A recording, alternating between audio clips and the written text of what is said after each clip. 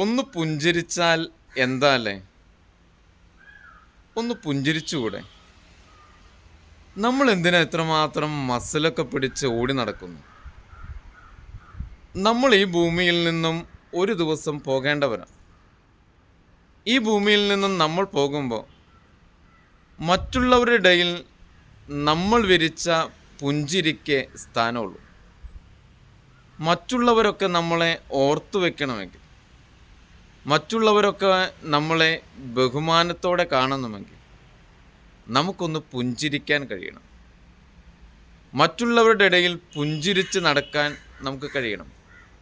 വിഷമങ്ങളും പ്രയാസങ്ങളും ബുദ്ധിമുട്ടുകളും വേദനകളും ആകുലതകളൊക്കെ നമ്മുടെ ജീവിതങ്ങളിലുണ്ടാകാം.